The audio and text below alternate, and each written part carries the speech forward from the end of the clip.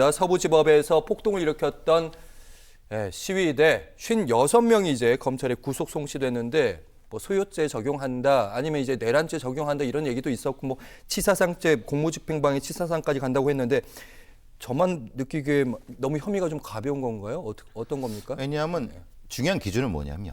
그 공간을 점유하고 조직 체계를 가지고 움직였는가 집단화 여부에 따라서 소요죄 내란죄가 가느냐 아니면은 개별적인 공동 주거 침입 공무집행방해 공용무 손상으로 가느냐 크게 나눠지는 겁니다. 그러니까 누군가 지휘를 통해서 손가락 이렇게 했을 때 들어가고 말고 누가 얘기했을 때 들어가 이렇게 하면 조직이 형성이 되고 집단화가 되죠. 그럼 그 공간을 점유했으면 소요죄가 되는 겁니다. 그거는 폭동을 전제하는 겁니다. 근데 이 폭도들은 뭐라고 하냐면은 자기는 그냥 와서 따라 들어갔다. 쫄래 들어갔다. 예. 그러니까 저 사람과 난 모른다. 그럼 개개에 나눠서 처벌을 받으면 그냥 공동 주거 침입, 그냥 뭐 상해 이렇게 되니까 그래서 조금 의아해 하시는 겁니다. 저렇게 심각한 범죄를 저질렀는데 왜 공동 주거 침입, 공무집행방해, 공용 이거밖에 안 돼? 라고 하는 겁니다. 그러니까요. 네. 아니 방금 말씀하신 것 중에 어쨌든 그 두 가지 시각이 있는 거예요. 어쨌든 한쪽은 이제 이거 계획적 아니냐, 아니다 우발적이다 이렇게 얘기하는 건데 투블럭남. 그러니까 방화를 하려고 분명히 찍혔습니다. 말하자면 기름을 뭐 이렇게 던져놓고 거기에 불을 붙여 하는 게 찍혔어요. 그러니까요. 문제는 그 방화 행위를 소요, 폭동의 전제로서 했다고 하면 이건 심각한 문제입니다.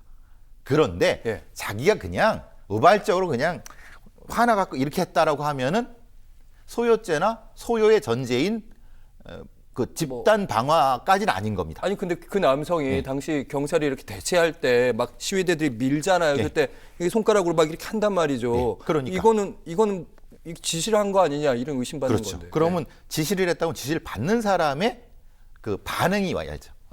그것이 조직성, 그러니까 명령성 이게 연결이 돼야 되는 겁니다. 경찰은 이제 그런 것까지 밝혀야지 그 혐의를 구성할 수 있는 거군요. 근데 검찰은 하겠다고 했고 경찰은 조금 시간이 부족하다라고 했는데 그래서 검찰은 소요죄를 적용하겠다고 하는 것은 충분히 시간을 벌겠다. 그러니까 저기 다 보겠다는 거고 CCTV 다 추적하겠다는 거고.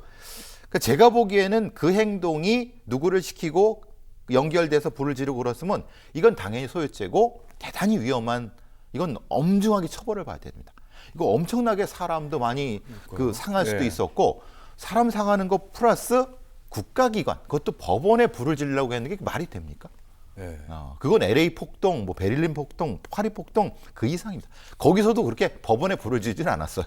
본인들도 아는 거 여기는 내가 건드리면 나중에 큰일 난다. 그러니까요.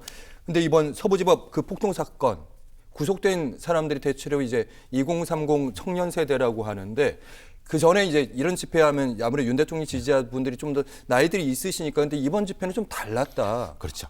왜냐하면 이제 보통 우리가 범죄학에서는 극단주의를 세 가지로 나눕니다. 정치, 경제, 사회문화. 그러니까 사회문화는 종교가 들어가는데 근데 이거는 세대입니다. 코호트거든요. 그러니까 세대가 극단주의화되는 것은 글쎄요. 이런 게 있나? 그러니까 독특한 현상이 아니느냐.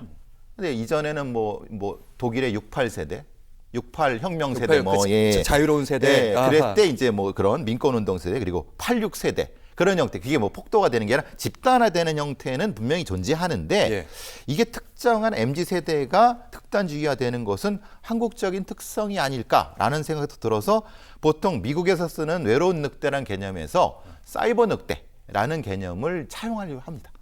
사이버 늑대라는 것은 사이버 상에서 그냥 각자 돌아다니다가 오프라인에서 뭉쳐갖고 집단적으로 공격한 다음에 다시 흩어지는 겁니다. 그래서 사이버 늑대라고 합니다. 이번에 보니까 어떤 특정한 이제 유튜브나 아니면 어떤 특정한 단톡 대화방에서 이런 분들이 한 번에 우르륵 모였다가 뭐 어떤 좌표를 댓글을 찍는다든지 이런 건데 그것도 혹시 그렇게 해석하시는 그래서 사이버 늑대라고 하는 겁니다. 붙였다가 확 사라졌다가.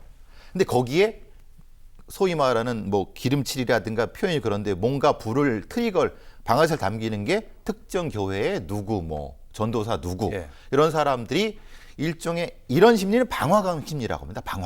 방화강이라는 게 불의 각성이 돼 갖고 빨간색과 불의 각성이 돼서 흥분하는 집단들을 얘기를 합니다. 그걸 방화광이라고 합니다. 그런데 그게 피를 흘리는 상황과 동일합니다. 그래서 피를 흘리게 되면 흥분한다고 하죠. 예. 똑같은 형태가 됩니다. 그러니까 그거를 유도했다고 하면 연결이 될 수가 있는데 그거는 검찰이 수사를 해야 될 내용입니다.